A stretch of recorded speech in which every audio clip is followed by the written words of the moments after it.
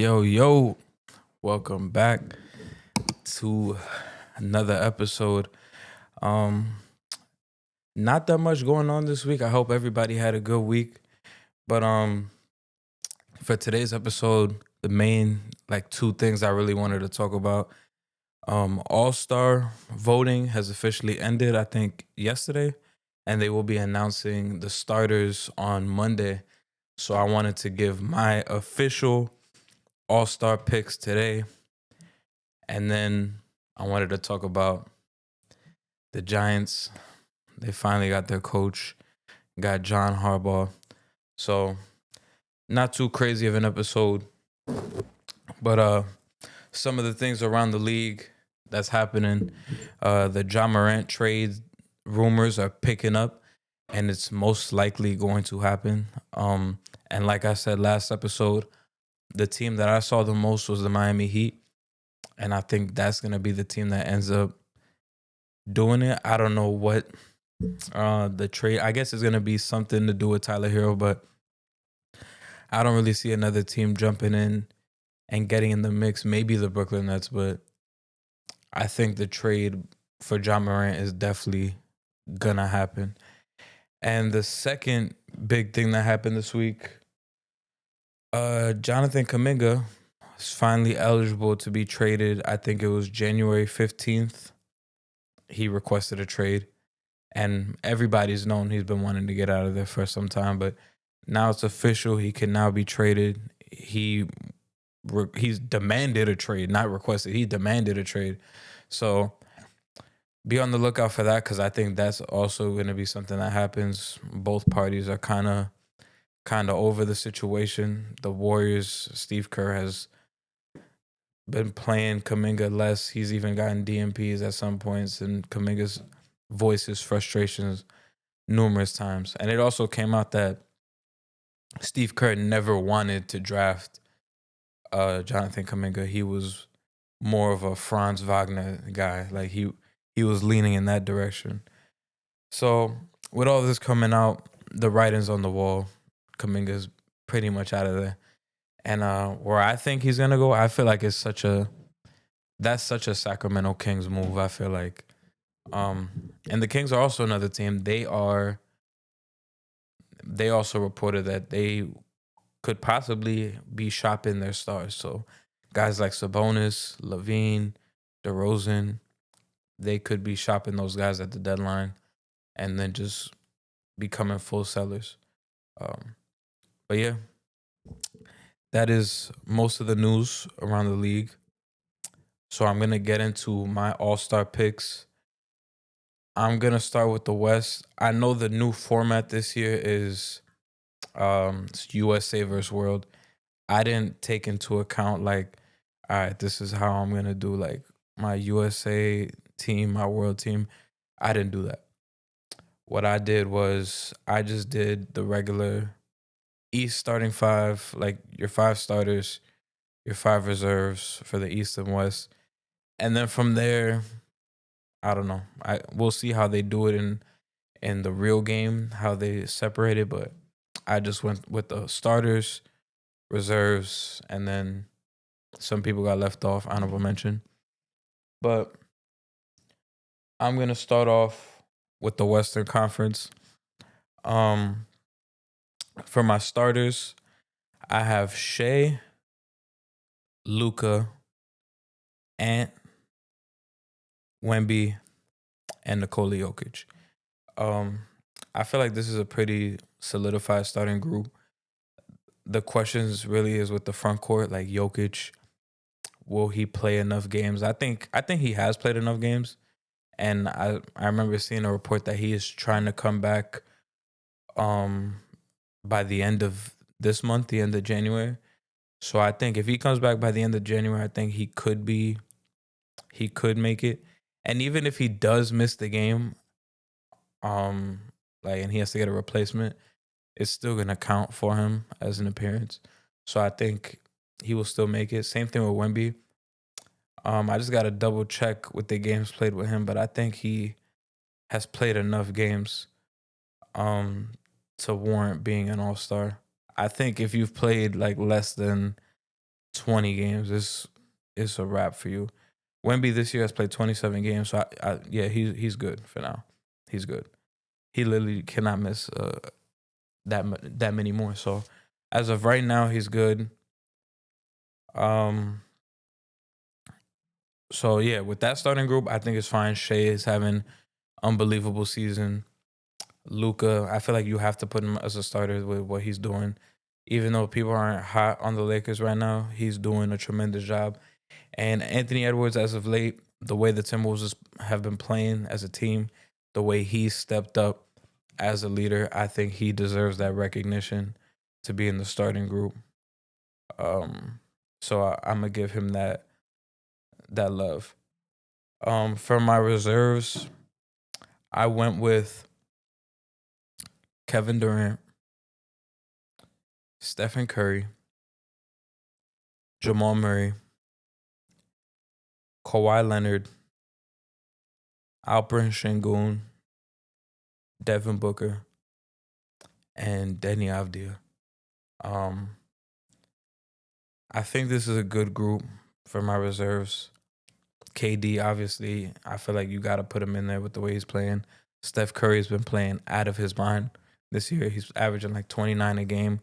Even though the Warriors have been struggling, he is like the driving force to why they even have a chance in any of these games. And Jamal Murray, I feel like it's pretty simple. This is the best season of Jamal Murray's career, undoubtedly. Like, you have to put him in the conversation. And I think you could have the Nuggets with 2 All-Stars. You absolutely can. There's no doubt about that. And I feel like he deserves it. We've been talking about Jamal Murray as one of the best players to never make an All-Star. But this year can really be it. He's currently averaging 26 points a game. And I think he deserves that credit. In the last 5 games, I'm pulling it up right now. Well, I'm not gonna find it. Because right now, you would think without Jokic that this team would just collapse. And they've had their little rough stretch without him. But they are currently on a 3-game winning streak. So you got to give him those props. In the last 5 games without Jokic, he's averaging 30 points a game and 11 assists he's averaging on 49 and 40% from 3 on 8 attempts a game from 3. So Jamal Murray is just playing out of his mind. Kawhi Leonard, I feel like you have to put him in the conversation.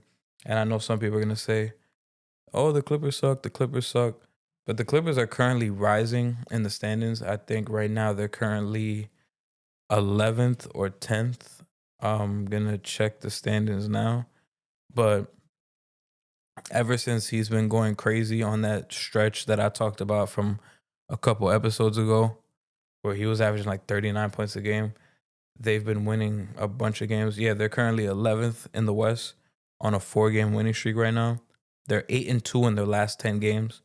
So, and he's been balling. So I think eventually, when the season ends, I think we will look at the Clippers as a playing team. Because right now above them are the Grizzlies, who they're actually tied with the same record with.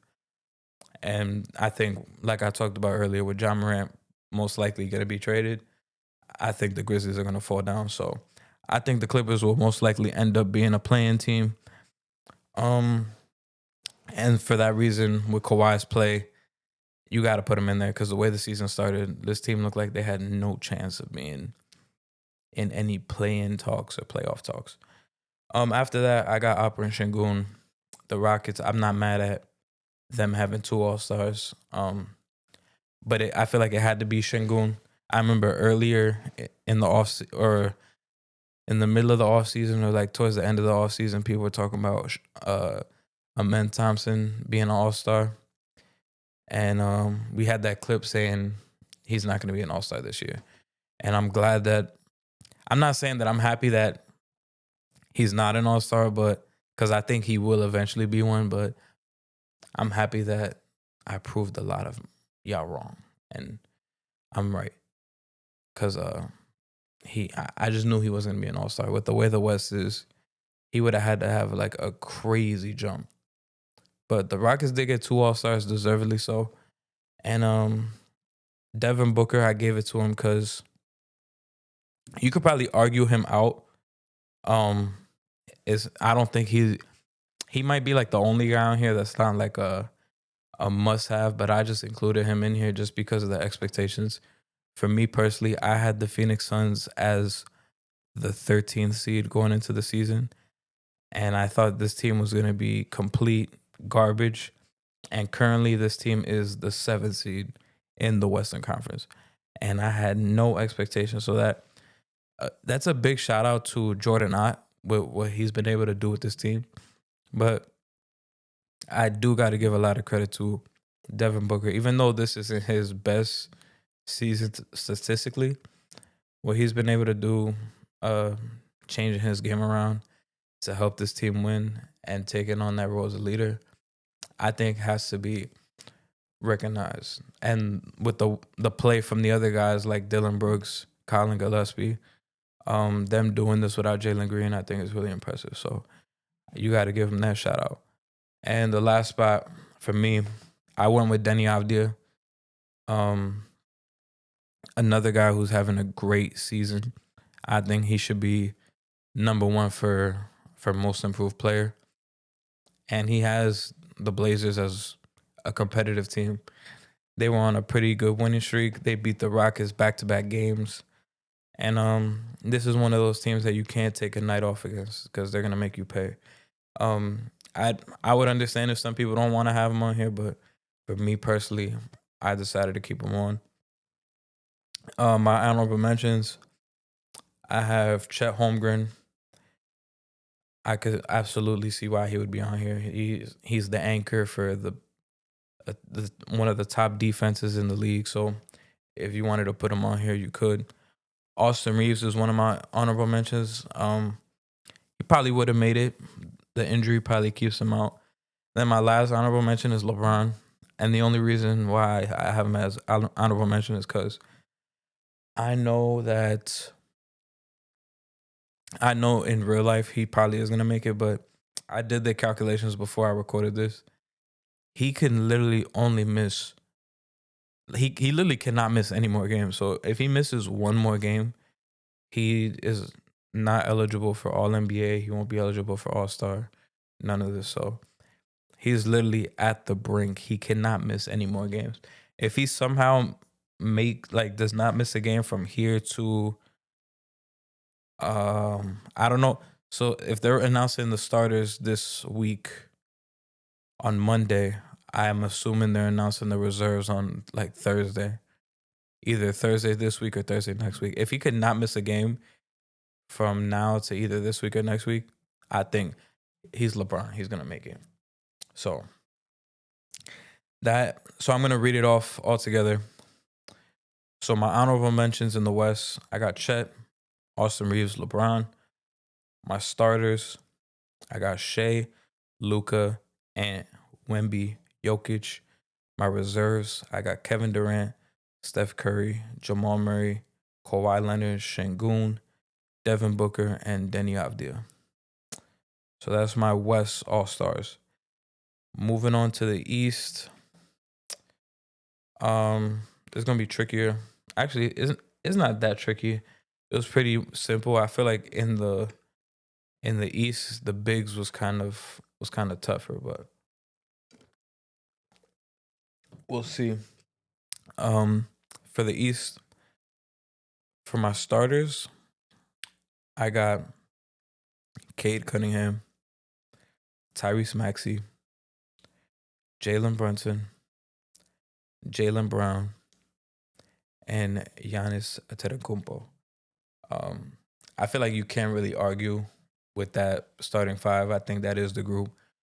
Had the Cavs been better, probably throw Donovan Mitchell in that group, but I feel like that is pretty much the solidified group. And Giannis, he was like on the brink, like we didn't know if he'd play enough games, but he's safe for now.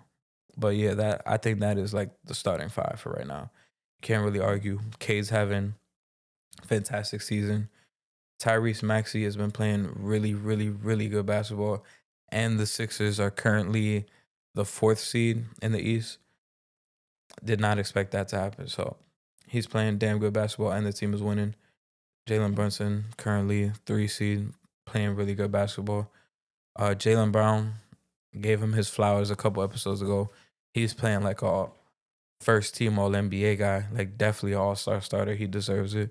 The Celtics are currently the 2 seed, and he's playing out of his mind. And then Giannis is Giannis. You got to give him that love, even though the Bucks haven't been that good. He is literally the sole factor. And I thought it was crazy that man, that clip of the fans booing the Bucks when they were losing the other night. I thought it was hilarious that Giannis scored and decided to boo the fans back. That I've never seen no shit like that. I mean, I remember Julius Randle did that a couple years ago, but the way Giannis did it was just funny. And I don't know, he looks fed up. He looks like he don't want to be there. Um, and the reserves for the East, I have Donovan Mitchell. I have Jalen Johnson. I have Scotty Barnes. I have Jalen Duren. I have Norman Powell. And I have Carl Towns. I know it took me a while to say Carl Towns. I'm not going to lie. I was like, I didn't really even want to put him on here just because how bad the Knicks have been lately and how inconsistent and how bad Carl Towns' play has been. I didn't even want to reward him with an All-Star, but when you look at the East and you look at the bigs in the East, there's really nobody you could put. It's tough. It's really tough. And then I guess my honorable mentions would be like Evan Mobley and Pascal Siakam. I contemplated putting Siakam on here because he's putting up the numbers, but that team is so ass. Like, I don't know. I mean, like, if you wanted to put him on here, you could. I guess I don't have a problem with somebody putting Pascal Siakam on here because for me personally, for All-Star, I don't care about team record. Like, it depends on your numbers though. Like, you have to be like if you're averaging 30 a game and your team is like a 5-win team, like if you're averaging like 31, 32, like you're damn near leading the league in scoring, I could acknowledge you as an all-star. That's fine with me.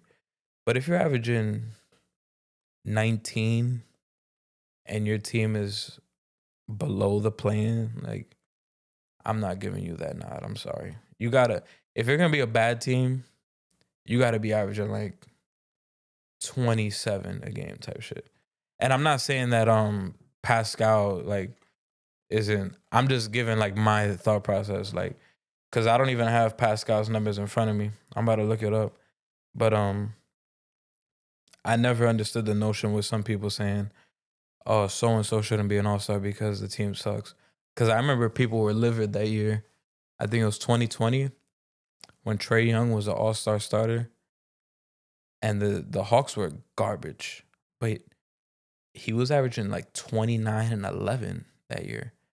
And to me personally, I'm like, hell yeah, he deserves to be an all-star. 29 and 11, I don't care if that team is bad. Like, he is playing like an all-star. Currently, Siakam is averaging 23.6. I mean,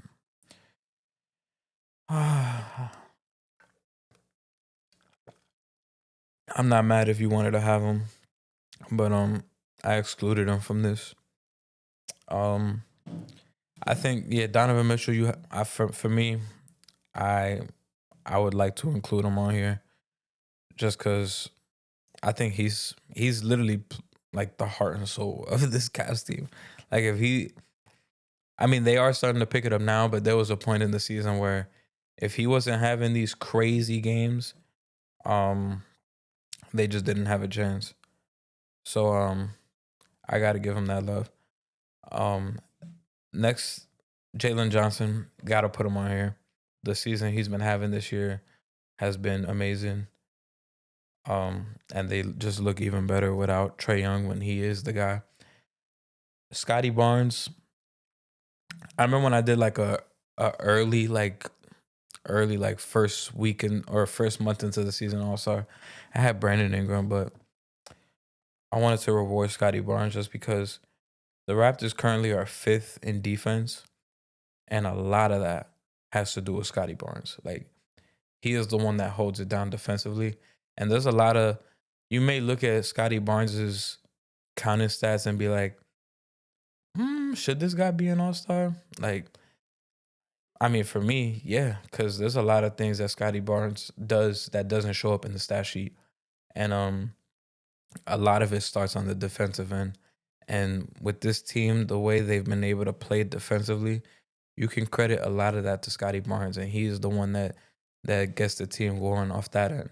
I think the addition of Brandon Ingram has helped this team offensively, but this team this team is scary defensively because of Scotty Barnes. And for that reason, I gotta give him an All-Star nod because they wouldn't be able to do what they're doing without him. And we're seeing that now because right now, currently, the Raptors are oh shit, they fucking right now, currently the Raptors are fourth in the East. So it is a big testament to what Scotty Barnes is doing. So shout out to him. Jalen Duren, I had to put him on here. Even though he's missed some time with the injury. Before he got hurt, I remember early in the season, I had him as a fucking starter for the All-Star game. That's how great he was playing. And I don't think he's missed enough games yet to get him out, but I gotta give him that credit. Number one seed in the East. I don't mad if they have I wouldn't be mad if they had two All-Stars. So yeah, he's played 32 games, so he does qualify. So you gotta give him that. Norman Powell, if some people wanted to take him off, that's fine with me.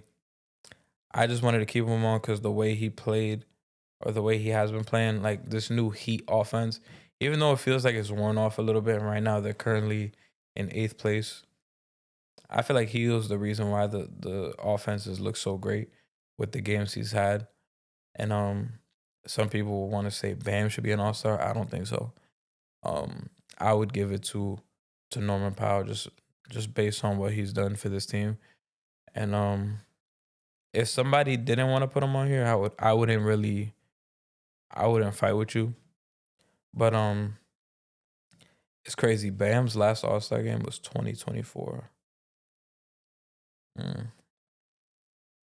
Damn. I guess I wonder if he was an injury replacement that year. I don't know. I was about to say, have we seen Bam's last All-Star game? That's fucked up. And then the last person I put was Karl Towns. I didn't even want to put him just because how bad he's been playing. And I mean the counter stats is still there. He's averaging like 21 a game, but the other night, you guys saw the clip. Him getting stripped against the Kings and then not getting back on defense. Shot goes up. The Kings get an offensive rebound. He's still not back. And then you could hear Mike Brown screaming, "Come on, Cat." And then he's running back late. And it's just shit like that. Just playing with no effort. Just getting torched defensively. And I talked about it last episode. I'm almost hitting that panic button. And a lot of it starts with him. And even in that Kings game, I think he only scored, or he might have only took like one shot in the second half, something like that. So with the way he's playing, I'm just like, bro, he shouldn't even be an All-Star. But the East bigs are so bad, or the front court in the East is so bad that he might just excuse me. He might just make it regardless. So he got lucky on that end. If he was still in the West, he wouldn't even touch the fucking All-Star. So my honorable mentions in the East, I think I said Mobley. there was somebody earlier. I said Mobley and oh yeah, I didn't include Franz. He hasn't played enough games, so and that sucks because this is like 2 years in a row where Franz would have made it had he not gotten hurt. But Franz would have made it had he not gotten hurt, but it's just the rules now. So it sucks. Paolo, the way he started the season definitely does not warrant him making it. Then he got hurt. He has been playing a little bit better, but I don't know if he would. I don't think the team was good enough where they would have got 2 All-Stars. So I don't think he would have made it. And then Desmond Bain, I don't think he was going to make it. Mm. So snubs, I got Mobley. I guess Brandon Ingram for me. That's really it. But to read off my East All-Stars, I got Cade Cunningham, Tyrese Maxey, Jalen Brunson, Jaylen Brown, Giannis Antetokounmpo. And then for the reserves, I got Donovan Mitchell, Jalen Johnson, Scotty Barnes, Jalen Duren, Norman Powell, and Karl Anthony Towns. That is my All-Stars. We'll see what happens when they announce. I don't know if they're going to announce both next week. If they do, we'll react to it next episode and see what happens from there. But yeah, that's my All-Stars. Let me know what you guys think. Next thing I want to talk about, and this will probably be the last topic of the show, but, well, not even but, the Giants finally made it happen. They got John Harbaugh as the head coach and came to the Giants facility, came to Jersey on Wednesday. They went all out, got him the private jet, landed in Teterboro, got him the black car, came to the facility, went to dinner with Joe Shane, everything. Tom Coughlin called in, Jackson Dart was at the facility, even Brian Dable called him, was like, yo, take this job, bro. This is a good job for you. Even John Mara was like, yo, and shout out to John Mara because going through a lot right now. And he even tried to do his best to get John Harbaugh to sign that. So I love seeing this from the Giants organization because a lot of people talk about the Giants as like a garbage franchise and a laughingstock, and deservedly so because the last 10 years has been very bad for the Giants. But it's dope to see that there is still a level of respect on the franchise. I saw something where even Eli Manning reached out to Harbaugh about the job. And I just like that, like, the entire organization came together, like, knowing, like, yo, this head coach signing could be, like, the make or break for this group. And I think everybody realizes the talent that the Giants have currently, and they want to capitalize on it. And I just like that former players, current players, alumni, ex-coaches are all getting together. Like, and this was always my vision of the Giants. Like, I always held them in that regard of, like, this is a organization that takes themselves seriously. They have pedigree from the past with the Super Bowls, with Parcells, with Coughlin, and that you kind of felt like it died out. Part of that died during these last 10 years because of how bad and dysfunctional the team has been. But with the approach, the aggressive approach of trying to get John Harbaugh and them actually landing it, I like this move. And I feel like it's only a step in the right direction to potentially getting back to that pedigree of what the Giants used to have. And hopefully it's in that step because the Giants so badly need a leader in the locker room. They need a program builder. The last couple of years, they've hired coaches that haven't had head coaching experience.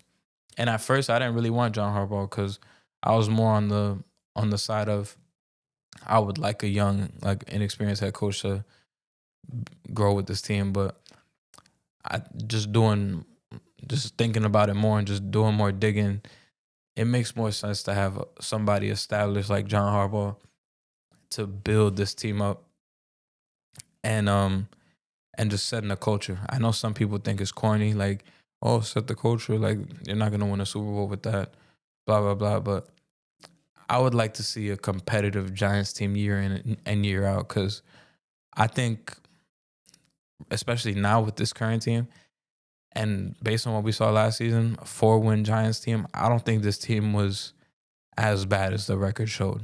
Um, and I think I think the problem is no longer talent. I think it was coaching. So getting the right guys in the locker room with this group of guys that we have, I think could be really special. You have this to me. This was I don't know how there was ever a competition with other teams. I'm not even trying to sound cocky, but to me this was like, and I'm not even saying this as like a fan, like being biased, but I don't know how this couldn't be the most attractive destination. You have the quarterback in Jackson Dart. You have a dynamic receiver in Malik Neighbors. You have a running back in Cam Scatterable. You got great defensive players like Dexter Lawrence, Brian Burns, um, a young dude with potential in Abdul Carter, and then you still have a top 5 draft pick. You have cap space for free agent moves. Um, you're in the NFC East where the Eagles, depending on what their coordinator situation is, can make or break their year. The Cowboys, who we don't know with them, they're like up and down. And then the Commanders, if Jaden Daniels isn't healthy, I don't see that team going nowhere. So you're in the NFC East where if you make the right moves and you capitalize, you could take over right away. And I always thought this was the most attractive destination. You're not that, like, you have the young players, you have pieces, just got to build around the edges. You have cap space, you have a top 5 pick. Like the teams in the competition were like, I kept hearing Tennessee. I'm like, yeah, you got Cam Ward and no state income tax, but what else do you really have? Like, you really gonna be excited about? No disrespect, but Shamir DK. Like, I don't think Cam Ward alone should be the driving force in that. There would have been a lot of building you'd have to do with that. And the Falcons was the only one, excuse me, that I understood because you're in Atlanta, you're in a weak ass division. Like you could have went there and ran that division off rip. They have a solid team, but they have no quarterback. And they gave their first round pick to the Rams. So that's tricky. You're in a confusing quarterback room with Kirk Cousins and Michael Penix, and you can't really draft one in the first round. You probably have to take one later. So that situation is tricky. But I did understand the fact of like, all right, you're going to be in an easy division and you could just win like off rip. I understood that part. So maybe that could have been appealing, but I just thought the Giants had everything. Like it was the most attractive destination.